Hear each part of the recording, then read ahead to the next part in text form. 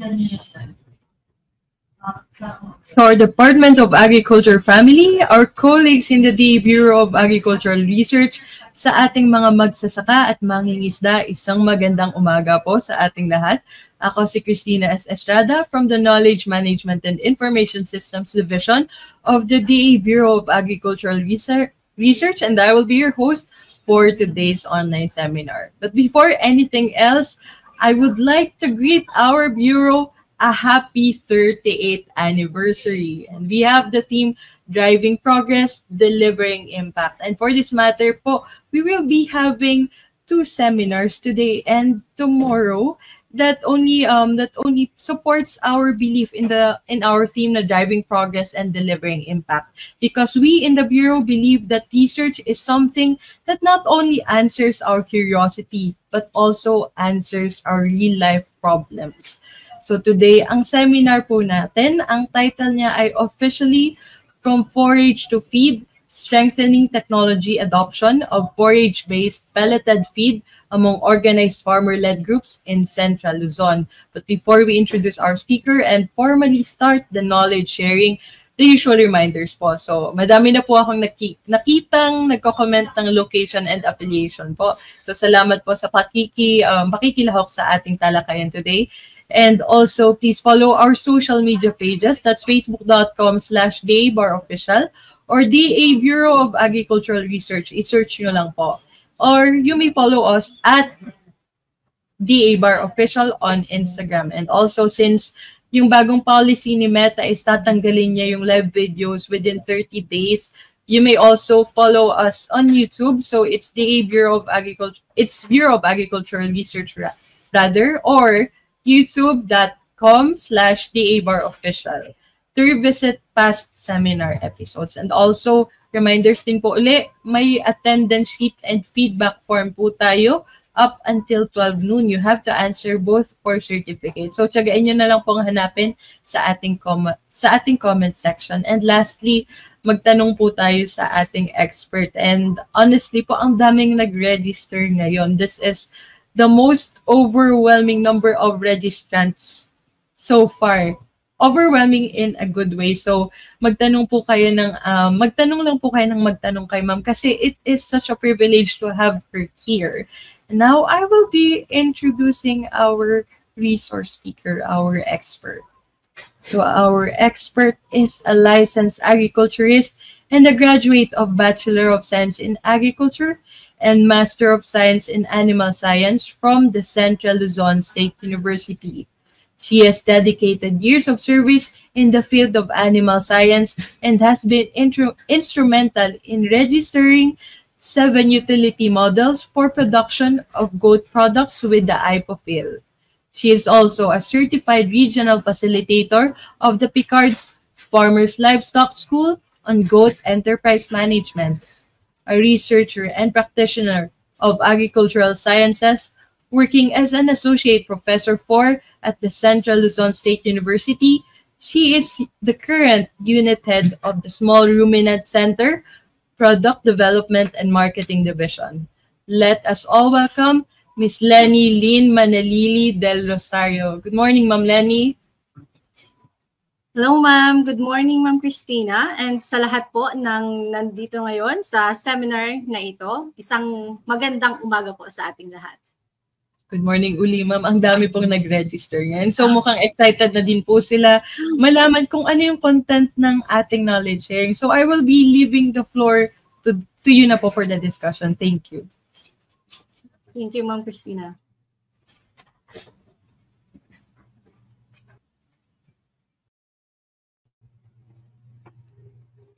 Ayan, okay, so isang mapagpalang umaga po muli sa ating lahat, sa lahat po ng nakasubaybay ngayon sa seminar na ito sa pangunguna ng DA, Bureau of Agricultural Research. Happy anniversary po pala.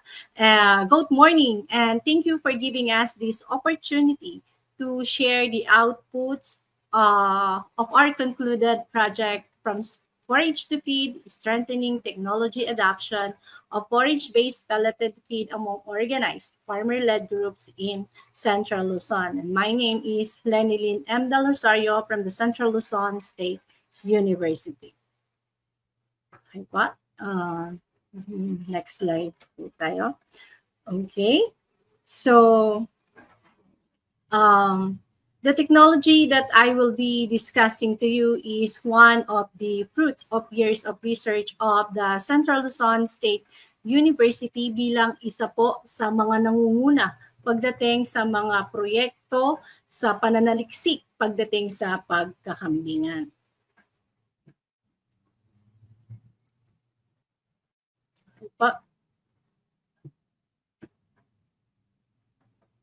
Yes, so to give you an overview about the commodity, the product is called SFEED with its tagline Sure Feed for Goats. So forage-based pelleted feed is an affordable and sustainable feed resource that is nutritionally balanced and formulated specifically for goats.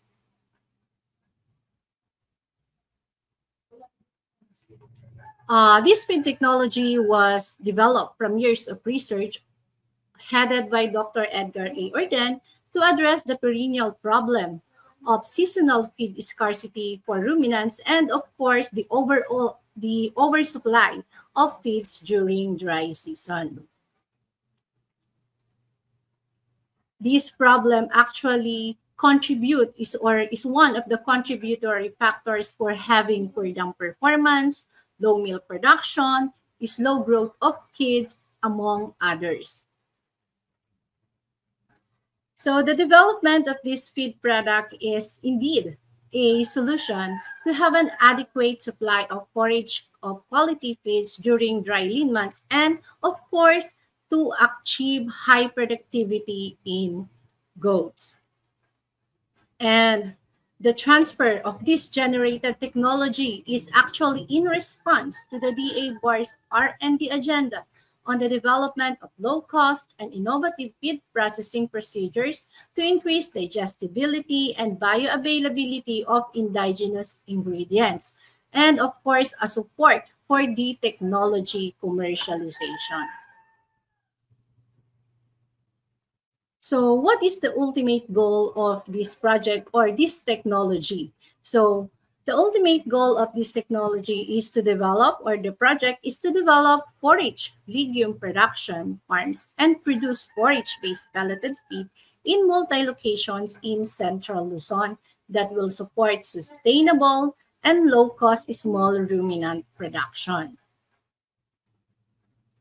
And what did we do to attain this ultimate or goal of this, the development of this forage-based pelleted feed?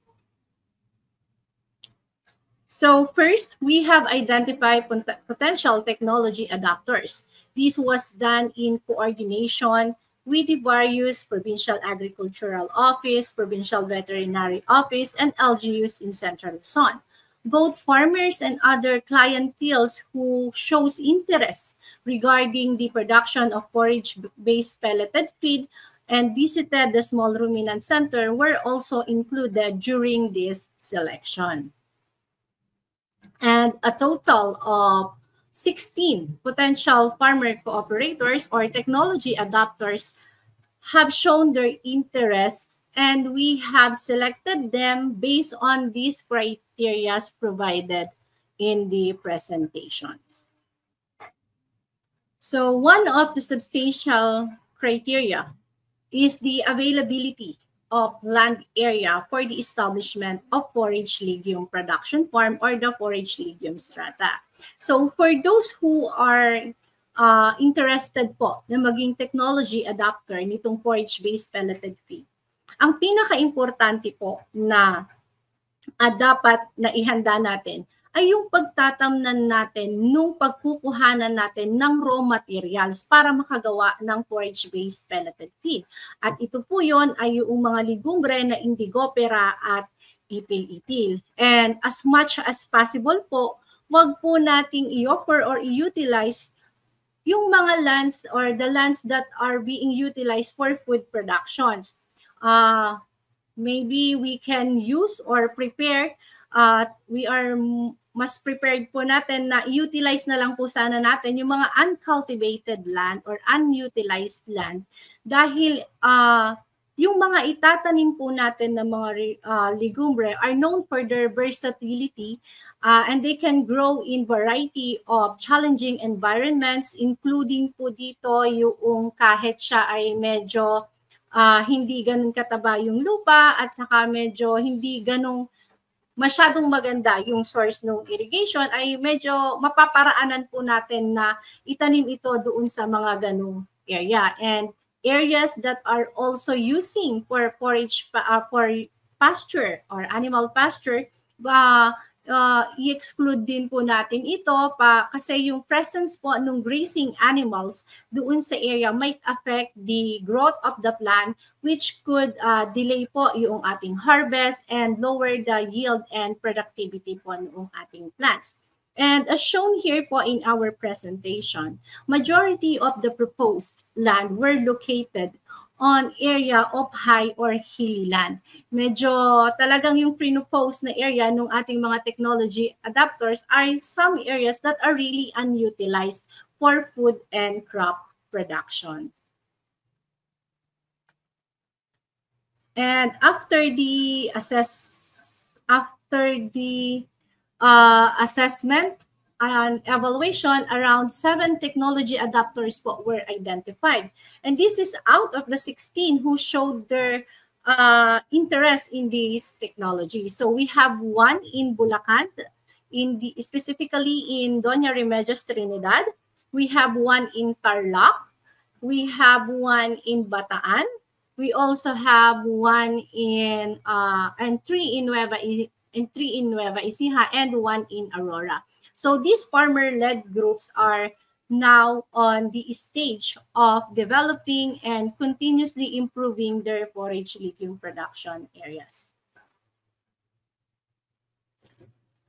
Okay, so the process for the selection of technology adapters is really not that easy po, multiple times that we have experienced that the selected farmer cooperators have withdrawn their engagement po to the project at the middle of the project implementation. And those reasons includes lack of manpower to support establishment of forage legume production, problems in land devoted for production, and lack of commitment of some adapters. So, honestly, talagang during the establishment period po of the forage legume production farm, it is very laborious. It will become a very laborious job para po doon sa ating mga technology adapters. But upon the establishment of this forage legume production farm, minimal maintenance na lang po ang required natin. Kasi after nating ma-establish yung ating mga forage legume production farm, wala na tayong gagawin kung hindi ang irrigate sila every after cutting. And then hindi na po naman yan katulad nung palay na every season or harvesting, after ng harvesting, magtatanim ka naman. No, dito po sa forage legume strata natin, sa establishment, minsan lang po natin gagawin yung pag-i-establish na ito at pagtatanim, and then i-maintain na lang natin siya, and then continuous cutting na lang po yung ating gagawin.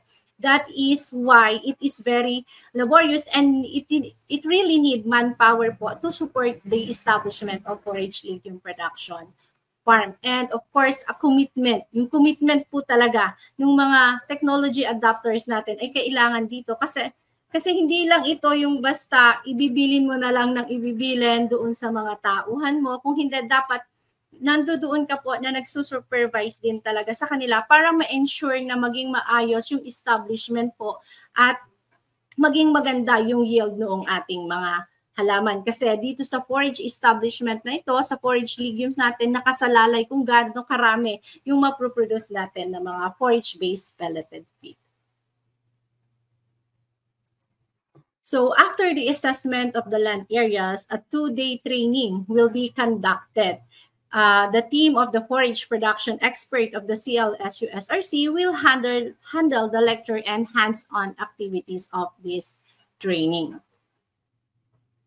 So the topics will be covered all essential aspects and informations na kailangang malaman ng lahat ng ating mga technology adapters so that they can propagate, starting from the propagation of seeds up to the harvesting of legumes and leaf meal production. It is being done para po lahat ng technology adapters natin ay maging fully equipped with this necessary management pagdating po sa forage legume production. So discussions for forage technologies will emphasize the advantages. Bakit pinili or bakit ang ginamit natin for this forage-based pelleted feed ay yung ating Indigofera, bakit din yung ipil-ipil. And relatively, the basic considerations po for the site selection along with essential aspect for forage legume production such as land preparation, transplanting, irrigation, harvesting, and even the application of agricultural management practices will also be discussed in detail. Ito po ay parang maibigay sa inyo lahat yung tamang pamamaraan or diskarte paano natin i-establish yung ating forage legume production area.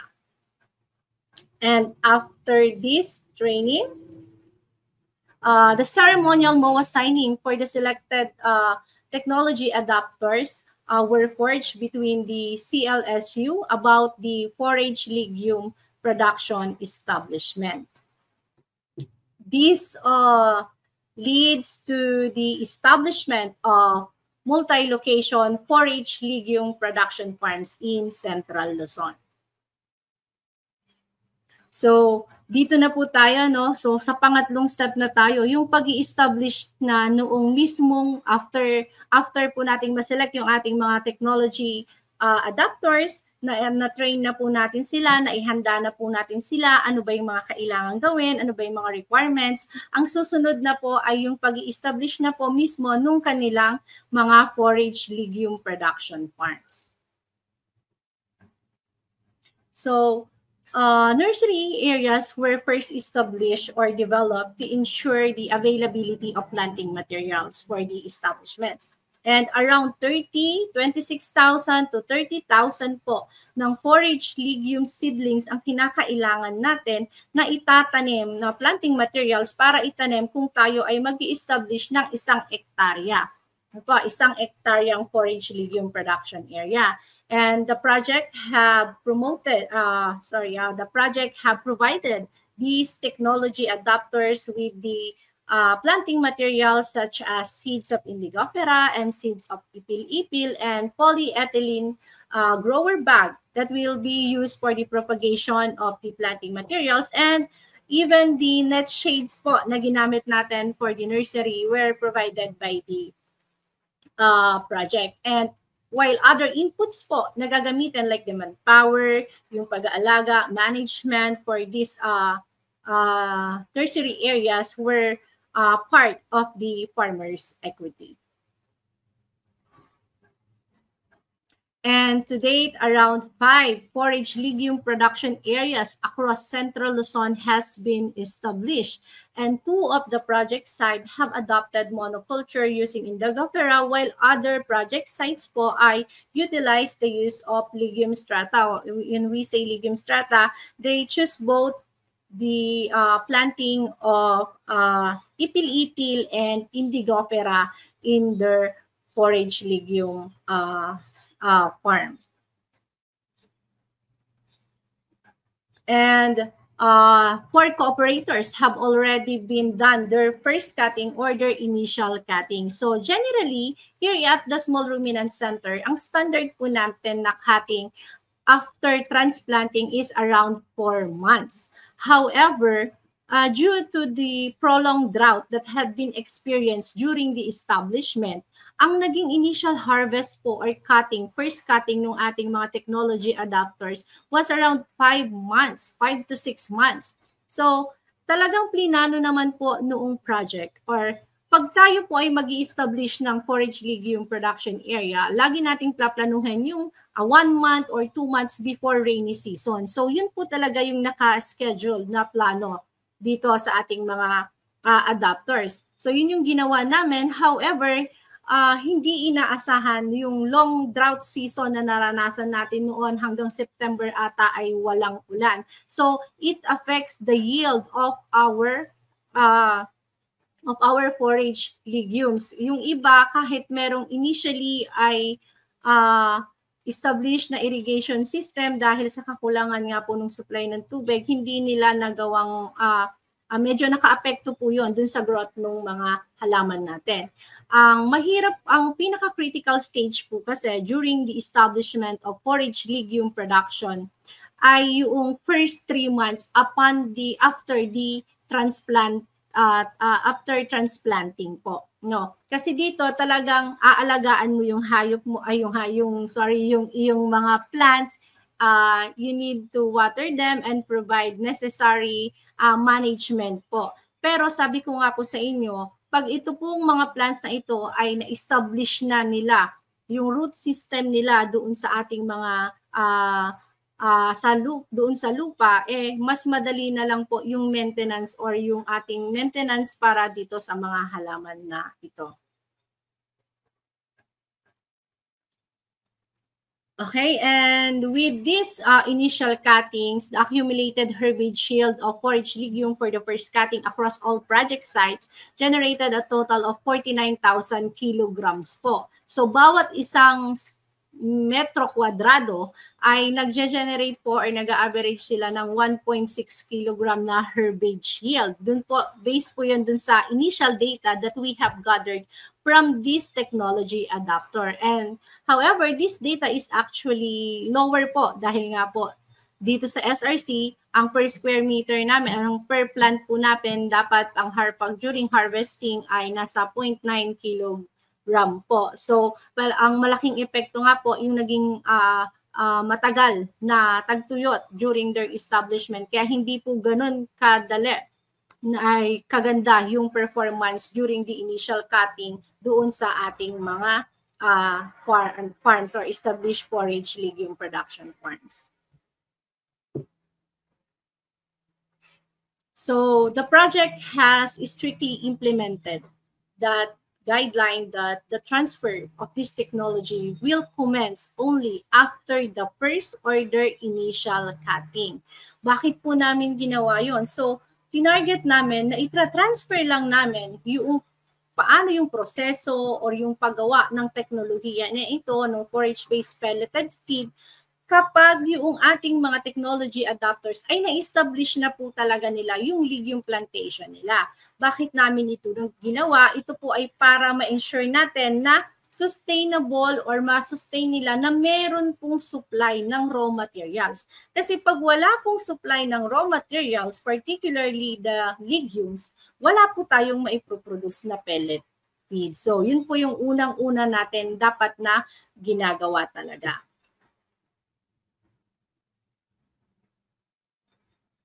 And it was only after the initial cutting that the MOA and the transfer of technology on forage-based pelleted feed was initiated. And for MOA was forged between the CLSU and the technology adapters. This agreement is actually set to last for 2 years lamang po, with the option for renewal of the cooperator if they wish to continue producing the forage-based pelleted feed. However, upon the renewal po, we will apply the necessary yung susunod na po tayo sa batas regarding the transfer of technology.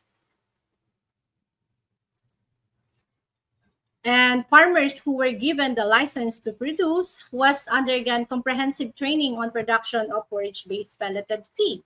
The activities involved in leaf meal production, the formulation, pelletizing, up to packaging was done firsthand by these technology adapters. Talagang sila po yung aming pinaggawa, pina-experience po namin at pinaliwanag lahat ng proseso kung paano pinoproduce etong mga pelleted feed na ito. And the nutritional composition of the forage-based pelleted feed was thoroughly discussed din po nung ating mga technology generators. And results of the feeding trials conducted, yung mga ginawa po na pag-aaral o research patungkol sa ano ba ang benepisyo ng paggamit ng pellet feed, lahat din po yun ay diniscuss sa ating mga technology adapters at dinisclose para po maging knowledgeable sila. Ano ba yung benefit ng teknolohiyang ito na ina-adapt nila? And to be able to produce the forage-based pelleted feed, part of our project is the distribution of the equipment that will be used for this technology to produce the forage-based pelleted feed. So the project have given the technology adapters 1 unit of portable pelletizing machine. This portable pelletizing machine, ito po talaga yung ginagamit natin para ma-pelletize po yung ating mga forages para maging pellet feed po sila. Mechanical table scale, sack sealer. Pero kailangan another options po, ito kung hindi naman ganun kalaki pa, siguro not less than 1 hectare naman, around siguro mga 5,000 square meter lang muna i-develop nyo. Hindi naman po agad-agad kailangan na mag-purchase siguro noong mga equipment such as mixer and hammer mill. Mainam na ito po, the mixer. Pero yung hammer mill, kailangan po talaga natin iyon para ma-ensure po natin na nadudurog po talaga at equally proportion po yung ating mga ingredients. So, ito po yung mga equipment. Hammer mill, mixer, yung pelletizing machine. Ito po yung mga basic equipment na kailangan po natin para ma-produce po yung ating forage-based pelleted feed. Kailangan po natin yung mixer, lalo na po pag masyadong malaki na po yung production na ini-aim natin or large volume ng capacity po yung ating i-produce na forage-based pelleted feed. So, kung babalikan po natin yung initial cuttings noong across the project sites, gaano karami yung yield nila, yung pong yield nila na iyon ang katumbas po na forage-based pelleted feed na kaya po nilang i-produce ay around 26,348 kilograms or equivalent po yun sa 26 tons ng forage-based pelleted feed. Ito po ay given the fact pa po na initial cutting lang yung pinagbasihan natin dito, which is hindi po talaga siya yung talagang performance ng mga forage legume natin na ito. Ibig sabihin, maaaring mataas pa po sana yung naging production nila ng forage-based pelleted feed kung sa mga susunod pa na cuttings nila ay mas magiging mataas po yung production nila ng forage-based pelleted feed. And at the moment po, only the Bayabas Farmers Association from the DRT Bulacan have produced and marketed forage-based pelleted feed. Other farmers cooperator po, ang plan po nila is to finish the second and their third cutting para po mas malaki po yung volume ng production po nila for their forage-based pelleted feed. While other cooperators naman po ay still under establishment po. Kasi may mga cooperators tayo na naging kapalit lang, yung mga technology adapters na nag-withdraw during the middle of the implementation of the project. Ito lang yung mga pinalitan pa po nung iba nating mga cooperate or technology adapters, kaya sila meron yung mga nasa stage pa rin po ng establishment. So, now let give you some informations about the financial viability of forage-based pelleted feed as an agricultural enterprise. So, just what I mentioned before po, this technology have undergone various researches for the past years. Studies on its financial analysis was also done by Dr. Maria Excelsis M. Orden under the pre-commercialization of the forage-based pelleted feed. However, I need to update these financial viability figures based on the current market condition, cost revenue, projections, and of course, using the actual data generated po galing dito sa ating mga existing technology adapters, ang kailangan natin to reassess the project's financial soundness and make the necessary adjustment to ensure its long-term success.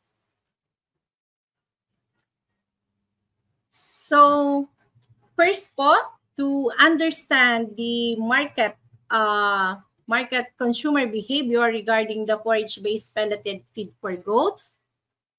Yes, next slide po. A market survey was conducted in Tarlac, Nueva Ecija, and Bulacan. So, although meron na po tayong existing market survey that was done in 2017,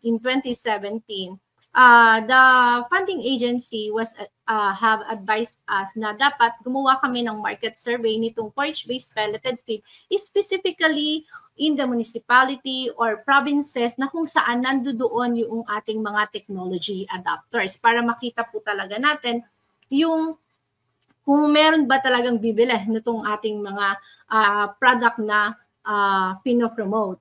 So, a market survey was conducted in Tarlac, Bulacan, Nueva Ecija, and Nueva Ecija, Bataan. So, a total of 75 respondents per provinces po were interviewed. The survey focused on 3 main areas: preferences, consumption and patting behaviors, or patterns, knowledge on CLSU speed, and including the market acceptance of CLSU speed. And results have shown that most of the respondents has limited knowledge. Only 3% lang po yung merong knowledge about this technology. And more than ang 97% po ay hindi sila masyadong familiar. Ano ba yung pellet feed na ito? And the unavailability of this feed technology into the market shelf is the most cited reason bakit etong mga respondent natin ay hindi nila alam patungkol kung wala silang masyadong information about the forage-based pelleted feed. So, however, upon the introduction of the technology, we have introduced to them the technology, we have promoted the technology, these respondents show their willingness to buy the forage-based pelleted feed from prices ranging to 25 to 35 pesos per kilogram. And most of them, mas gusto nilang bumibili daw nung maliliit na packaging lang, around 5 kilograms, 10 kilograms, 15 kilograms, kasi sabi nila, it will be just a supplement for our goats. So, meron ba talagang potential yung ating potential demand for forage-based pelleted feed? So, this is the inventory of goats. This data was generated from the total inventory of goat under the backyard and commercial farm noon pong 2023. And kinumpute din po natin, ito po ay kinumpute base doon sa mga base dito sa mga parameters na na-generate din po sa ibang mga naging studies din po natin. So, kung makikita po natin so yung farmer dito, yung number of raisers na nagbibigay ng concentrate feed under the backyard level is around 15% lang. Under the commercial naman po is around 38%. So, ito po yung mga values na ginamit natin. And ang binibigay lang nila na concentrate feed and the average sa backyard level ay less than 500 grams while around 700 grams naman po for the commercial raisers. So, ginamit po natin itong mga values na ito para para ma-compute natin yung potential demand. And after computing the potential demand and binangga po natin ito dun sa existing na production, initial production, projected production noong ating mga farmer cooperators for the forage-based pelleted feed. Sorry, mali yung value na nakalagay dito. It should be 9% lamang po, around 9% lang po nung total needed requirement in Central Luzon lang po ang pinag-uusapan natin. Ang kayang i-cater po nitong pitong technology adapters po na ito kung i-base po natin yung result ng data nila from their initial cutting. So, napakalaki pa po ng opportunity for this technology. And makikita po natin dito, bali, ito po yung to validate the technical and financial viability of the forage-based pelleted feed. During their base po sa initial cutting nila, ang Bayabas Farmers Association po ay kayang mag-produce ng around 61,000 kilogram po ng is-feed for a year using their 1 hectare forage legume production farm po. And for a 20% markup, ang nakuha po ay for 20%, which is a very low markup po, so 22.50 pesos yung aming pong computed. But actually now they are buying or selling their product or speed na po at 25 pesos na po.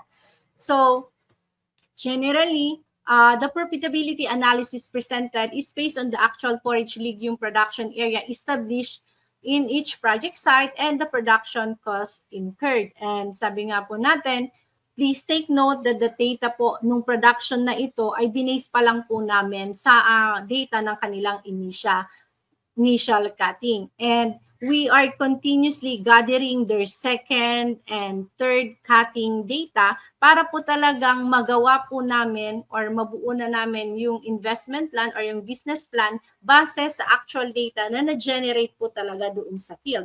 Karamihan po sa kanila magkakaroon na ng second or third cutting the following months po parang third cutting. So from there po, kukuhanin po namin yung average po talaga na production ng kanilang mga forage legume farm na magiging basihan po para magawa yung revise po natin yung existing natin na business plan. But with this existing po na data na meron tayo, sabi nga natin, ang total, next slide po, ang total na production cost po per kilogram computed is around 19 pesos po. And sabi ko nga po sa inyo, ang markup lang na binigay natin is around 20%, which is very low. Kaya nga po ngayon, 25 pesos na yung benta ng ating mga farmer cooperators dito sa sa speed natin na ito. So, the net income across different categories shows that the business is actually really profitable po. And the break-even price po ay 19 pesos. Kasi yun po yung halos cost to produce po natin ng ating forage-based pelleted feed. And so this financial analysis shows po na ang ating technology po talaga is a profitable business. So a positive NPV signifies, so ito po ating nagawa na financial analysis shows or signifies that the project is expected to generate a net cash flow income of around 1 million pesos over the lifetime, considering the time value of money, and the BCR of this business is around 1.17 pesos, which means that for every peso spent, the project return is around 1.17 pesos kung i-base po natin yung 22.5 or 22.50 per kilogram pesos na benta po natin dito sa ating feed. And of course, to promote po itong mga products na iproproduce ng ating mga technology adapters, we have conducted 4 farmer field days po at talaga naman sumuporta po talaga ang mga PBO, the Provincial Agriculture Office, and yung ating mga goat farmers. They are really interested and excited na meron na pong mag-produce ng forage-based pelleted feed doon sa kanilang mga probinsya. And dito, simula nga dito, yung Bayabas Farmers Association nag-start ng tumanggap ng kanilang mga initial orders. And to continuously promote or provide wider promotion about this technology, establishment nung linkages and partnership and participation in local, provincial, regional, and national fairs and exhibits po dito sa Central Luzon. Lahat po yun ay sinalihan po ng ating mga nung project natin para po magbigay, ma-providean yung ating mga technology adapters ng mas malawak na market. Additionally, meetings po with some or of the Goat Racers Association, ayan, ginawa din po natin yan para i-promote po sa industriya yung ating pong forage-based pelleted feed. Ayan, so for now po, please allow us to share with you the short testimonial of one of our technology adapter from Doña Remedios Trinidad, Bulacan, in person of Mr. Oscar T. Hernan, the president of the Bayabas Farmers Association.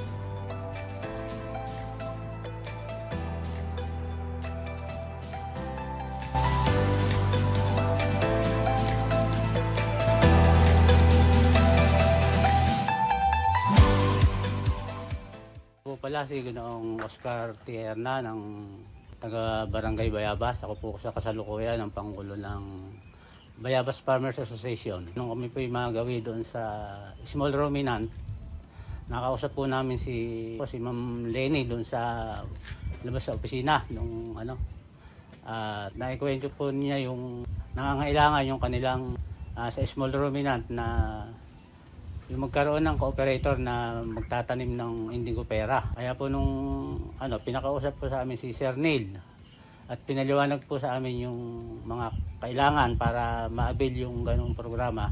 Ang kailangan lang po pala ay merong kang 1 hektarya na taniman para maging cooperator doon sa project. At nagkataon naman po na kaming samahan ng Bayabas Farmers Association ay may 10 hektaryang naka-allocate doon sa amin sa aming barangay sa Bayabas, sa DRT. Yung pong 1 hektarya, kayang-kaya po namin ma-provide para po maging cooperator kami doon sa project. Kung pong i-avail namin yung programa, nagkaroon po kami ng training tungkol doon sa pagtatanim ng indigo pera. Pinamili pa po kami kung ipil o yung indigo. Nagustuhan po namin yung indigo pera dahil pwede po pala yun sa mga pampagatas sa kambing. Kaya yun po yung aming napili, yung indigo pera. At buhat po noon, hindi na po kami nilubayan ng mga ng CLSU, ng tao nila. Pinupuntahan po kami dito. Unang-una po yung tinuruan kami kung paano yung pagpapating ng indigo pera. Sinumahan po kami ni natatandaan ko po si Sir Pibani, yung isa doon sa tumulong sa amin para sa pagtuturo doon sa pagpapating. At umpisa po noon, lagi na po silang bumibisita rito.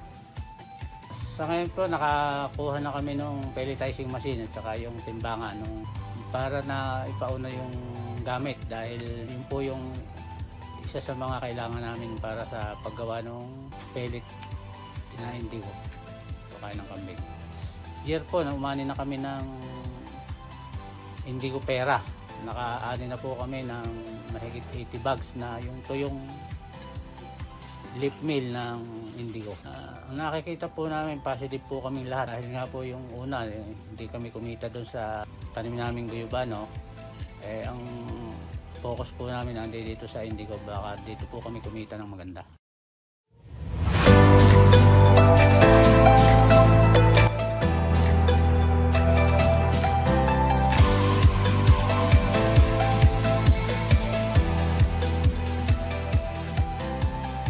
Ngayon kami ay matagumpay na umaani ng indigo pera at nakapag-produce na ng 80 sako na mahigit 400 kilo ng tuyong indigo pera sa unang harvest. Mula dito ay nakapag-produce na kami ng 1,000 kilo ng pellet feeds at ito ay na-deliver na sa mga nag-aalaga ng kambing sa Muñoz, Nueva Ecija. Sa kasalukuyan ay may natitira pa kaming leaf mill na ipoproseso mula sa unang harvest namin at ito ang pupuno sa natitirang order sa amin na 25 bags o 1,250 kg ng speed. Kami ay naka-schedule na naman ngayong buwan na umani ng indigo pera para gawing pellet feed at ito ay ilalaan namin sa order sa amin ni Mayor dito sa aming bayan na 100 bags at ng iba pang goat farmers dito sa amin. Sa katotohanan ay marami na kaming natatanggap na order at madami na din naghahanap nitong aming produkto. Lubos ang aming pasasalamat sa SRC at DA Bar dahil sa pamamagitan ng kanilang proyekto, magkakaroon na ng kita ang aming sa asosasyon at magkakaroon kami ng additional na kabuhayan. Ang proyektong ito ay isang malaking tulong sa aming komunidad at sa industriya ng pag-aalaga ng kambing.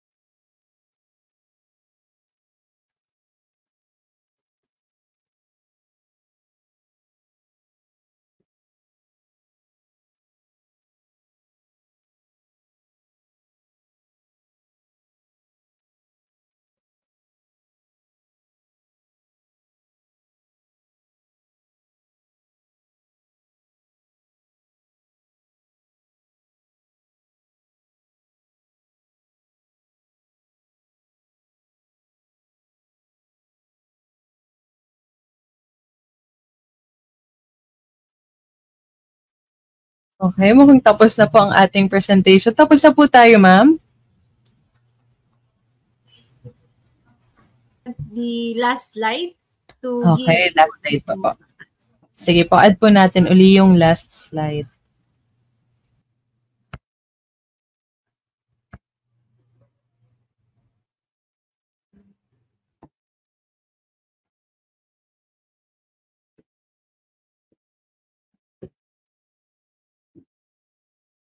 Ayan. So to give recognition po para doon sa aking mga kasamahan sa proyektong ito, we have Dr. Edgar Yordan, Mr. Neil A. Del Rosario, Mr. Fernando Ferrer, Elimar Ardilon, Mr. Giovanni Galamgam, Mr. Jomar Garabiles, Dr. Maria Excelsis M. Orden, and Maria Concepcion Lagmay. Kami po yung mga sales agent ayan, ng Speed, ayan, Sure Feeds for Goat. So with that po, maraming salamat po sa pakikinig at pagbigay ng chance sa amin para ma-share yung aming output.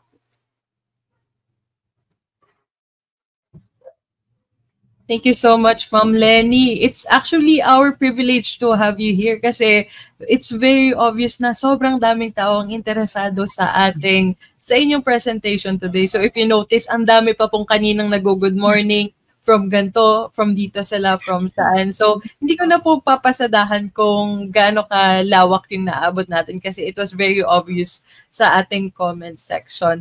And also, regarding sa ating participants, I already posted the attendance sheet at 10:21 a.m. Yung feedback form po at 10:50 a.m. Paki-check na lang po.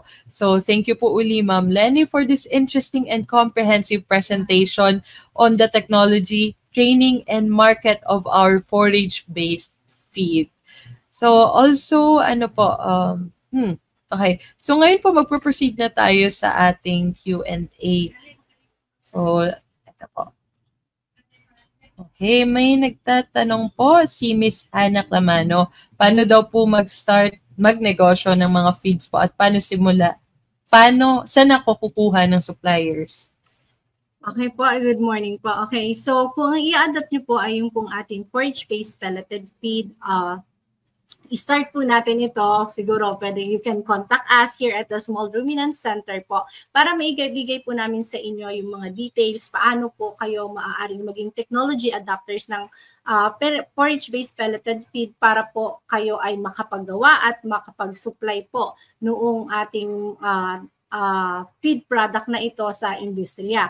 Regarding po dun sa other suppliers po natin ng mga ingredients, kasi this forage-based pelleted feed, around 45% po siguro to 50% po nito ay talagang gawa po siya doon sa ating mga legumbre. Kaya yung sa other ingredients po and sa mga suppliers, pwede rin po namin i-share po sa inyo saan kami bumibili ng iba pang ingredients na kasama po ng ating legumes para makabuo po ng forage-based pelleted feed.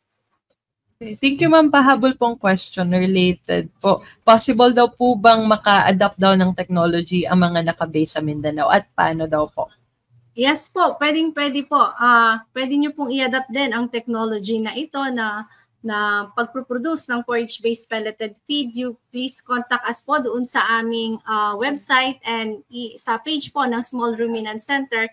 At kayo po ay talaga namang kayo po ay amin pong i-guide kung paano po maging technology adapter po ni itong ating forage-based pelleted feed. And actually, pag naging successful nga po itong Central Luzon, yung mga adapters natin sa Central Luzon, sana nga po ay makapag-submit kami ng another proposal sa DA-BAR para naman ito ay magawa rin natin sa ibang mga regions pa. Pero habang wala po yun at syempre gusto namin na mapakita po muna talaga na kumikita po yung forage-based pelleted feed dito sa Region 3, pwede na po kayo ring mag-start na maging cooperator nito.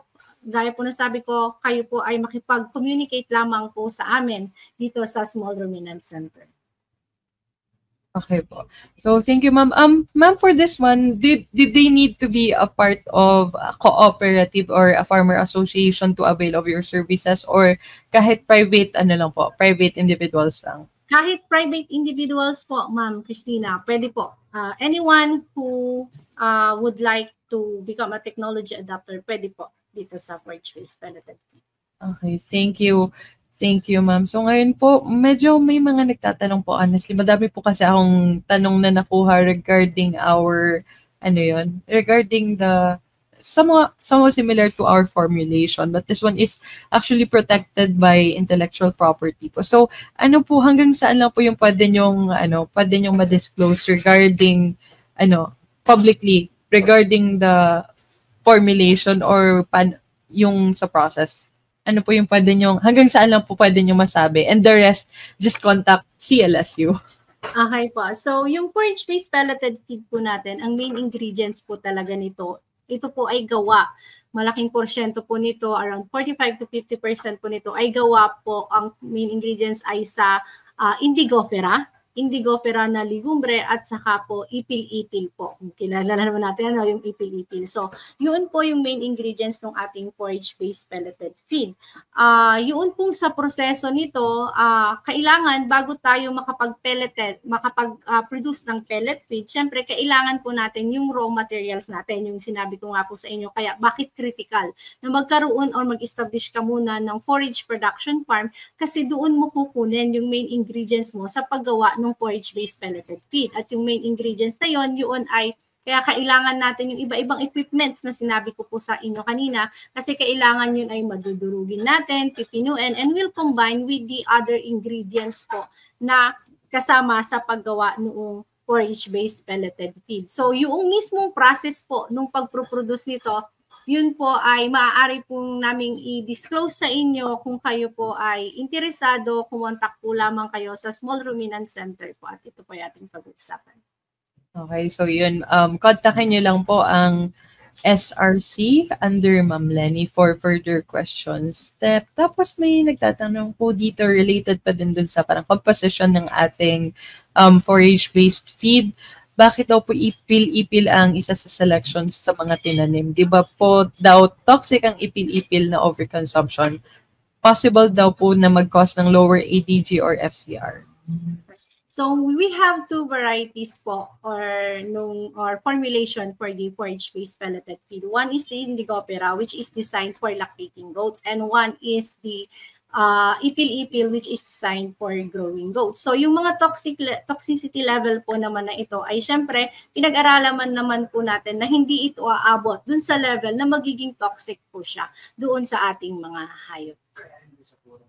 Okay, so and hindi po ito, sorry ma'am, hindi po ito purong ipil-ipil. It is a combination of various ingredients. Okay, thank you, ma'am. So, napag-aralan naman po ito ng maayos. Tulad nga ng sinasabi natin, hindi lang siya research, kundi nagsasolve ng real-life problems. But at the same time, we also make sure na hindi tayo nag-create ng more problems while we're doing it. So, yun na. Hang on. Okay. Yung isa pong question dito regarding, may nagtatanong po dito kung pwede daw po siyang ipakain sa large ruminants. Yes po, pwede naman po siya. Actually, forage-based pelleted feed is feed naman po for ruminants naman po dahil siya po ay gawa naman sa mga ligumbre na kinakain din naman po talaga ng ating mga large ruminants. Okay, so safe naman po and pwede naman po siya sa ating large ruminants. Then, ito po regarding the machines, so magkano daw po ang machine na ginagamit sa paggawa ng feeds and saan daw po kukuha ng machine pelletizer?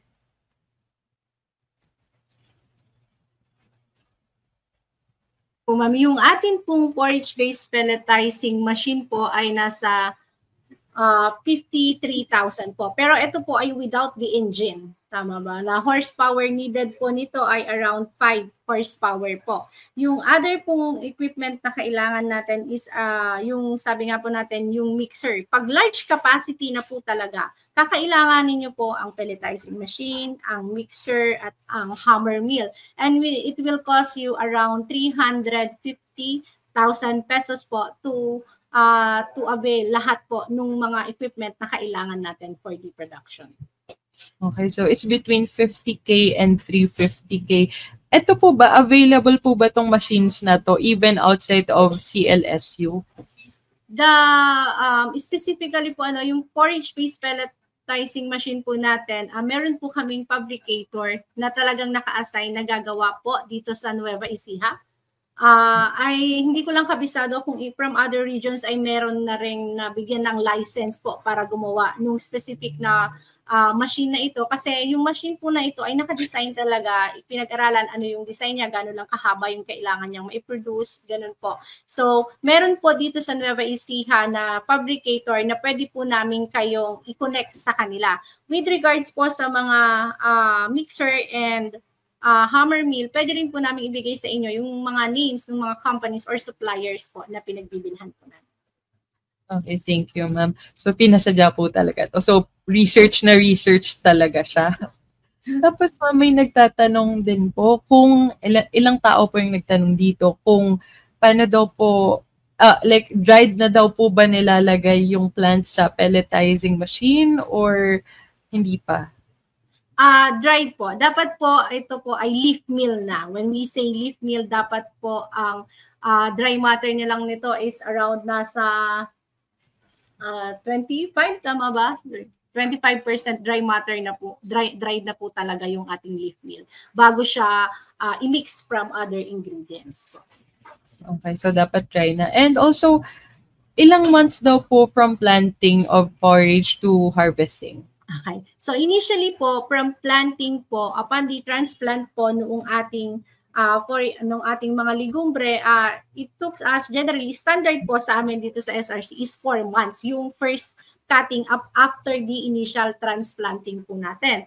And then successive cuttings na po is around 60 days, 45 to 60 days po. So generally in a year, kaya mo pong mag-cut, may cutting, pwede kang magkaroon ng 6 cuttings per year. 6 cuttings. Tapos yung lifespan niya po, mga like years po ba inaabot niya with some maintenance?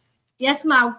If it is properly maintained po, kaya niya na hanggang at least 8 to 10 years or 5 years pag talagang medyo maraming naging problems. Pero pag well-maintained yan, kaya po, like our existing production here at the Small Ruminant Center, kahit 10 years, 8 to 10 years kaya po. So very low maintenance po talaga siya. Isa din po ba sa considerations nyo why you decided to use forage for this? Yes, ma'am. Because to have a locally available supply po talaga. Anong meron dito, yun po yung gamitin natin para yung cost po ng feeds natin ay hindi po masyadong mataas. We use the common feeds that is being utilized as feed resources po doon sa ating mga small ruminants. At ito nga po, yung mga ligumbre natin na kahit saan lang naman natin itanim dito, pwedeng-pwede po at madaling alagaan. Okay, thank you, ma'am. Again, another proof na yung research at people, they're interrelated. Hindi pwedeng nag-exist lang yung isa and totally unrelated siya from the other. So, ito po ma'am, catch mo po muna ang breath mo kasi may mga questions pa. Sige po. Okay. Yung ratio po ng input materials, hindi nyo po pwedeng sabihin, Yes ma'am. Okay po. Yung how about po kung ilang % yung moisture daw po bago isa lang sa pelletizer? Okay, dapat po ang dry matter na lang yan ay nasa 25% na lang po. 25% po, dry matter, dried na po dapat yung ating forage-based pellet. Okay, 25. So generally po, after harvesting, kung maganda po yung araw, sinasundry siya around 2 days to 3 days po to attain 25% dry matter. Okay, thank you. Or lower, yes, 25%. So moisture content should be 25% or lower before isa lang. Tapos, ma'am, ito po from Miss Rina Maala, is the feed compliant with the PNS for organic feeds? For organic feeds, hindi po kasi meron po tayong one of the ingredients like the dicalcium. We are using dicalcium phosphate. So may ingredients po tayo na hindi siya organically produced. Okay, so hindi po siya compliant with the PNS for organic foods. Okay, thank you, ma'am. Tapos, ito po, related to sa question kanina, or maybe ang ibig sabihin niya, pag pag lumaki daw po ba yung ruminant na i-feed is if magbabago yung ratio ng bibigay sa kanyang pagkain or yung amount? Pag sa large ruminant siya ipapakain, yung ratio yung quantity lang po ang magbabago. Gaano karami yung ibibigay mo, yun lang po yung magbabago. Pero same pa rin po yung formulation ng ating feed. Thank you, ma'am. And ito po related din to sa kanina. Pwede daw po ba siya mag-qualify as cooperator kung i-convert niya yung rice land niya to legume forage farm?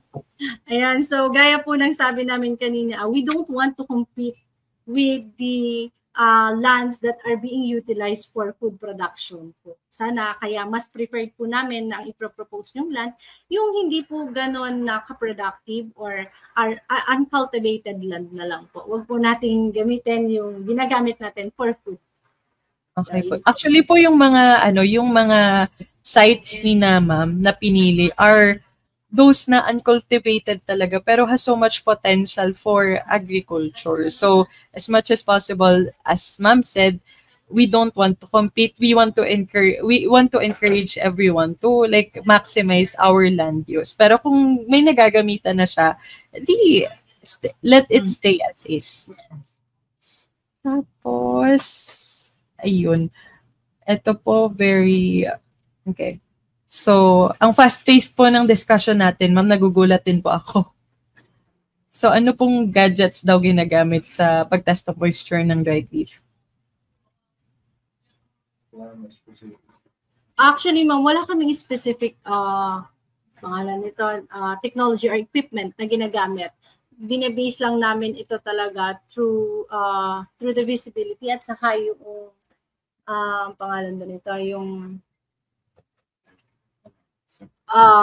yung term ito. Kasi siguro dahil sanay na sa paggawa, alam na namin talaga yung itsura.